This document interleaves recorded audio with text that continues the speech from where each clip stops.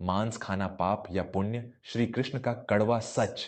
जिस घमंडी बेटे ने अरबपति बनने के लिए बेजुबान जानवरों के खून की नदियां बहा दी और अपने संस्कारी पिता को घर से निकाल दिया, फिर भगवान श्री कृष्ण के एक भयानक श्राप और गीता के उस कड़वे सच ने ऐसा कहर ढाया कि उस कलयुगी बेटे को अपने ही शरीर का मांस गलता हुआ देखना पड़ा। जिस घमंडी बेटे ने अरबपति बनने के लिए बेजुबान जानवरों के खून की नदियां बहा दी और अपने संस्कारी पिता को घर से निकाल दिया, फिर भगवान श्री कृष्ण के एक भयानक श्राप और गीता के उस कड़वे सच ने ऐसा कहर ढाया कि उस कलयुगी बेटे को अपने ही शरीर का मांस गलता हुआ देखना पड़ा। यह कहानी है धर्मपुर नगर के एक अत्यंत संस्कारी और सात्विक विचारों वाले व्यक्ति परमानंद जी की।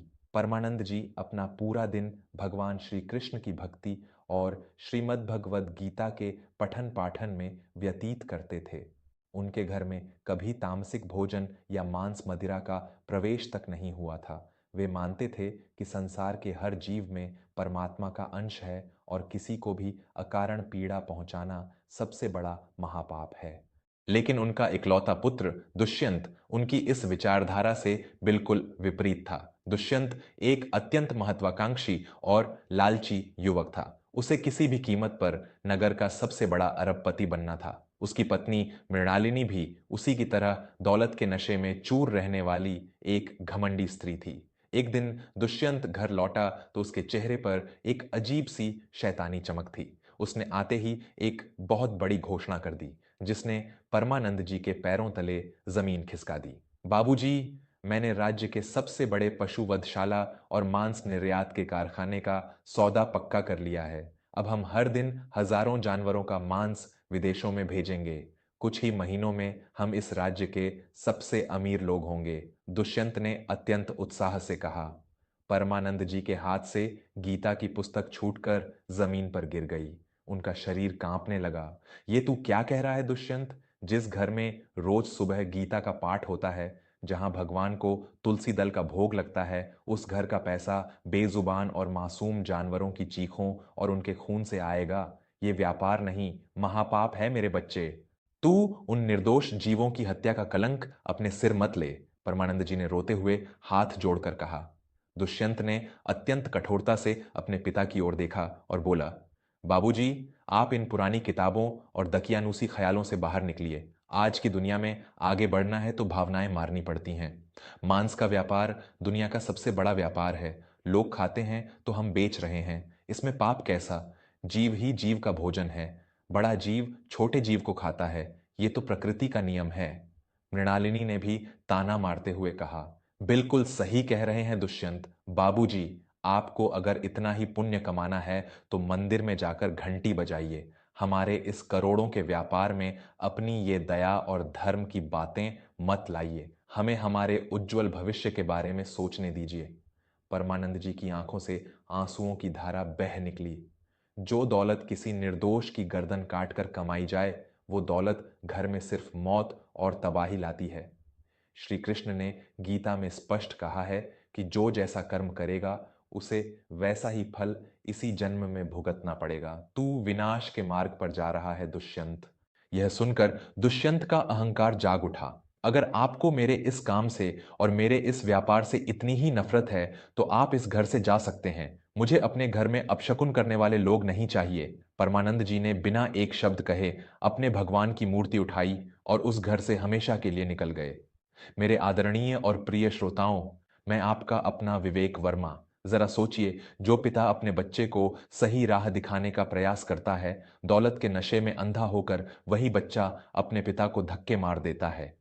आज का युवा मांस खाने और जीवों की हत्या को एक साधारण सी बात समझता है, लेकिन वो ये भूल जाता है कि हर कर्म का हिसाब प्रकृति इसी जन्म में करती है।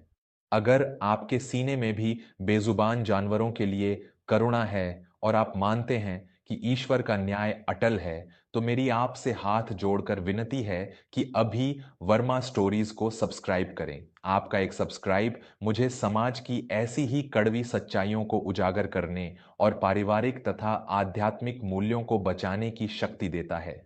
अपनी भावनाओं को एक आवाज देने के लिए वर्मा स्टोरीज को सब्सक्राइब करके हमारे इस भावनात्मक परिवार का एक अटूट हिस्सा बने। पिता के जाने के बाद दुष्यंत का कारखाना शुरू हो गया। हर दिन हजारों मासूम जानवरों को मशीनों में काटा जाने लगा। उनका मांस विदेशों में निर्यात होने लगा और दुष्यंत के बैंक खाते करोड़ों रुपयों से भर गए। उसने एक बहुत बड़ा महल नुमा घर खरीद लिया। मृणालिनी भी हीरे जवाहरात से लद गई। उन्हें लगता था कि उन्होंने दुनिया जीत ली है, लेकिन लालच और पाप की नींव पर खड़ा महल कभी सुरक्षित नहीं रहता। कारखाने के उद्घाटन के ठीक एक साल बाद जब दुष्यंत एक बहुत बड़ी दावत देकर सोया, तो आधी रात को उसके शरीर में एक अजीब सी ऐंठन शुरू हुई। अचानक दुष्यंत चीखता हुआ बिस्तर से उठ खड़ा हुआ। उसकी पूरी त्वचा काली पड़ने लगी थी। उसे ऐसा भयंकर दर्द हो रहा था जैसे कोई धारदार चाकू से उसके शरीर की खाल उधेड़ रहा हो। उसकी नसों में जैसे उबलता हुआ तेल दौड़ रहा था। मुझे बचा लो मृणालिनी, ऐसा लग रहा है जैसे कोई मेरे शरीर के टुकड़े टुकड़े कर रहा है। मेरी हड्डियां अंदर से काटी जा रही हैं। मुझसे ये दर्द बर्दाश्त नहीं होता। दुष्यंत जमीन पर तड़पते हुए चीख रहा था। मृणालिनी घबरा गई। उसने रातों रात राज्य के सबसे बड़े और महंगे चिकित्सकों को बुलवा लिया, लेकिन दुष्यंत की बीमारी किसी के समझ में नहीं आ रही थी। कोई भी औषधि उस पर असर नहीं कर रही थी। सबसे खौफनाक बात तो यह थी कि दुष्यंत के शरीर का मांस जीवित अवस्था में ही गलकर गिरने लगा था। उसके शरीर से ऐसी भयानक दुर्गंध आने लगी थी जैसी किसी सड़े हुए मृत जानवर के शरीर से आती है। जो इंसान कल तक अरबपति था, आज वो अपने ही शरीर को सड़ते हुए देखने के लिए मजबूर था। मेरे प्यारे दोस्तों, भगवान की लाठी में आवाज नहीं होती, लेकिन जब वो पड़ती है तो इंसान की सारी दौलत और सारा रुतबा मिट्टी में मिल जाता है। जब इंसान किसी बेजुबान की गर्दन काटता है तो वो भूल जाता है कि एक दिन प्रकृति उसका भी हिसाब करेगी। क्या दुष्यंत की इस खौफनाक बीमारी का कोई इलाज है? क्या गीता के ज्ञान में इसका कोई समाधान छिपा है? अगर आपको भी लगता है कि हमारे कर्म ही हमारा भविष्य तय करते हैं, तो मेरी आपसे हाथ जोड़कर विनती है कि वर्मा स्टोरीज को अभी सब्सक्राइब करें। आपका जुड़ना हमें यह एहसास दिलाता है कि आज भी समाज में सच्चे ज्ञान और सनातन धर्म की कद्र करने वाले लोग जिंदा हैं। बिना रुके वर्मा स्टोरीज को सब्सक्राइब करें और इस कहानी के इस बेहद रहस्यमयी और आध्यात्मिक हिस्से में मेरे साथ आगे बढ़ें। दुष्यंत की हालत दिन ब दिन बिगड़ती जा रही थी। उसकी सारी दौलत पानी की तरह बह रही थी, लेकिन उसका मांस गलता ही जा रहा था। हार मानकर एक वृद्ध चिकित्सक ने मृणालिनी से कहा कि यह कोई शारीरिक रोग नहीं, बल्कि किसी भयानक पाप का श्राप है। उन्होंने उन्हें पहाड़ियों के पार स्थित एक सिद्ध संत स्वामी चिद्भावानंद जी के आश्रम में जाने की सलाह दी। मृणालिनी किसी तरह अपने गलते और तड़पते हुए पति को लेकर उस आश्रम में पहुंची। जब उन्होंने आश्रम के मुख्य द्वार में प्रवेश किया तो दुष्यंत की आंखें फटी रह गईं। वहां सामने जमीन पर बैठकर परमानंद जी मंदिर की सीढ़ियों को अपने हाथों से साफ कर रहे थे। दुष्यंत को देखते ही परमानंद जी की आंखों से आंसू छलक पड़े, लेकिन दुष्यंत शर्म से अपनी आंखें नहीं मिला पा रहा था। तभी वहां स्वामी चिद्भावानंद जी पधारे। उनके चेहरे पर एक अलौकिक तेज था। दुष्यंत रोते हुए उनके चरणों में गिर पड़ा। मुझे बचा लीजिए स्वामी जी, मैं तड़प तड़प कर मर रहा हूं। मेरे शरीर का मांस गल रहा है, कोई औषधि काम नहीं कर रही। स्वामी जी ने अत्यंत कठोरता से दुष्यंत की आंखों में देखा और अपनी गूंजती हुई आवाज में कहा, तुझे क्या लगा दुष्यंत? जिन लाखों जानवरों को तूने अपने लालच के लिए मशीनों में कटवा दिया, उनकी कोई आत्मा नहीं थी। जब एक जानवर कटता है तो उसके शरीर में जो खौफ, जो दर्द, जो चीखें और जो तड़प पैदा होती है, वो उस मांस में जहर और श्राप बनकर समा जाती है। गीता में भगवान श्री कृष्ण ने स्पष्ट कहा है कि सात्विक भोजन ही मनुष्य के लिए है। जो मनुष्य अपनी रसना के स्वाद के लिए या धन के लालच में किसी जीव की हत्या करता है या करवाता है, वो महापापी है। दुष्यंत ने दर्द से कराहते हुए कहा, लेकिन महाराज, प्रकृति में तो शेर भी हिरण को खाता है। जीव ही जीव का भोजन है, फिर ये पाप कैसे हुआ?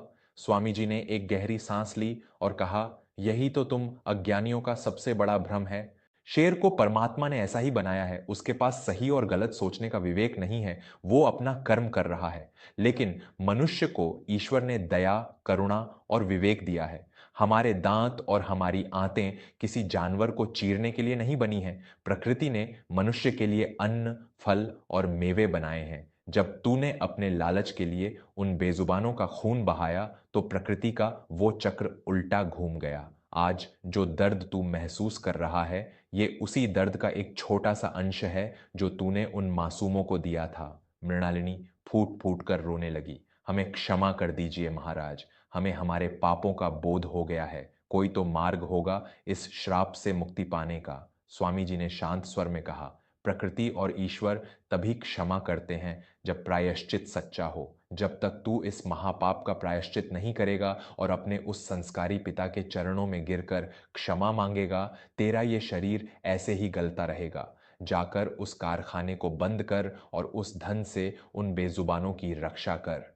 दुष्यंत रेंगता हुआ अपने पिता परमानंद जी के चरणों में गया और अपना माथा उनके पैरों पर रख दिया।